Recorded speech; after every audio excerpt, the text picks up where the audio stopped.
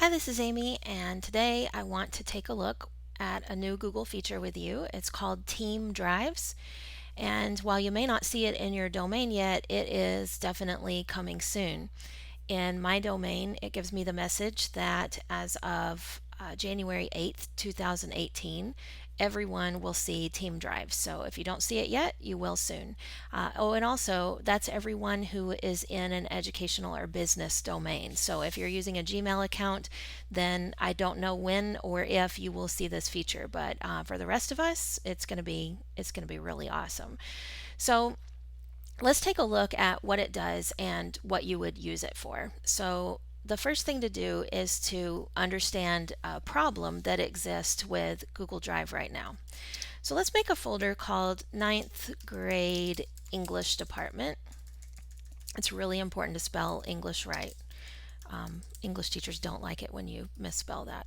But let's pretend a scenario. So we've got a folder called Ninth Grade English Department, and inside this folder we're going to create subfolders, we're going to have files, and we're going to set the permissions at the top level of this folder. So for example, we're going to add in Jessica, and we're going to add in a whole bunch of different teachers to this folder, and we're going to give them all edit rights at the folder level because we want everybody to be able to collaborate in this space. But let's pretend a little further down the line. So here we have this folder, and we've given everybody in the English department permissions to manipulate this folder, to edit things inside it. And someone doesn't really fully understand how Google Drive works. So they have their own organizational structure, and they go into this folder and they open it up, and there are objects inside there. And a teacher thinks, hey, I really want this file in my own personal narrative resources. So she takes the file and drags it into her own drive and organizes it inside her own folder structure. Well, what happens then is the rest of the people who need to see this document can no longer do that. Same thing with this at the folder level. So this is why I always have encouraged people, if they're sharing like this, to change the permissions at the file level and not the folder level, because you prevent that happening. But that's very tedious. Every time you make a new file, you have to change it. If someone leaves, you might have to go through and take them out of multiple documents if you don't have them in a group. So it's important to understand this, because this problem is why team drives exist, or at least why it's going to matter to us in the education field. So we've been playing around with it at Fried Technology, and we found out some interesting things about it. First of all, when you see team drives, it's going to look like this. So here's my drive right here, and here is my team drives space. And when I go to new, when I'm clicked on team drives, I have a chance to create this space here. So I'm going to create a space here for everybody working on the McGregor Google Summit. Now, you might think I would just have that inside Fried Technology team, but we may have volunteers who are working on that event, people who are in McGregor ISD who are working on that event, and they may not naturally need to see everything inside this folder. So it's a new project that also has a new group associated with it, and that's the part that's kind of hard to wrap your head around. You wouldn't create one that was for something that everybody in Fried Technology team or in English department already needs to see. Because you would just make it inside this as a subfolder, inside this team drive as a subfolder. But this particular event, McGregor Google Summit, has got a different group. So what we do is make the McGregor Google Summit team drive, and then we go right up here to add members, and we would start adding in everybody who is going to maybe we'll start with full access to this folder. Let's take a look at what that means. Full access means that the person I'm giving access to can manage members and can upload, edit, and delete files. So this is a person who really fully understands how Google works and who can be trusted not to make a mistake in here. This is going to be a limited group of people. The next level is edit access.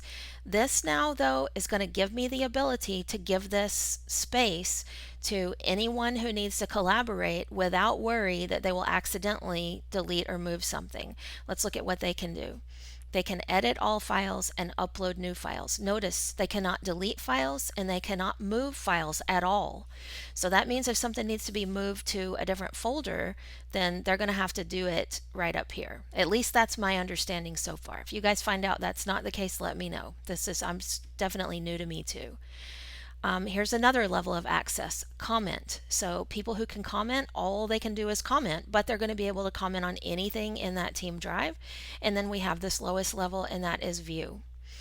So it's interesting that we tested this and we made a team folder here, a team drive, and we thought, let's see if we can make this team drive, and then we can change the permissions of an individual file. Well, we can, and here's the ability to do that right there at this level. So if I want to have this file live inside this team drive so that even if everybody leaves, the team drive will still exist and I can give it to new people who start, then I can do that. The next question you might naturally have is, okay, if I can give permissions to someone to an individual file, can I also do that to an individual folder? And the answer there is no, you cannot. So the folder permissions are going to always match the team drive permissions, or at least at this time they do. You never say never, but at least at this time they do. Let's take a look at another kind of aesthetic thing I'm really pleased with. So there, you can see this looks kind of like Google Plus, kind of like the new Google Forms. We can go into a theme gallery and we can choose a look for this team folder. And there are a lot of really pretty pictures in here. So I particularly like this one. I love the color of it. So you can choose that, and then your team drive is going to take on that look and feel. I also like that there's an ability here to create a custom theme. I'm not as thrilled with how the custom themes actually look. So when I upload a picture, I have, very little control over how it comes out.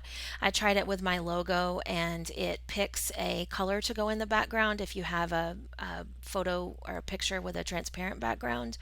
And the offerings that it gave for the transparent background made it look really, really ugly. So if you do want to put a picture in the background, I'd recommend that you use a JPEG or something that's not transparent, because it's not pretty. You also see some cool information about who does what and where. So I'm going to take a look at this Twitter chat info so you can see what this looks like. So I clicked onto the Twitter Resources Team Drive and then clicked on this folder, and I can see that JP created this and that he moved the files within. So I think this is really cool too. So I'm going to go and find a folder of materials that also relate to Twitter, and I'm going to move this folder into the team drive so that my whole team has access to it. And also if this is a school district situation and I leave the district, then people would still have these materials. So I'm going to go to my folder and choose Move To and work my way back to the top level.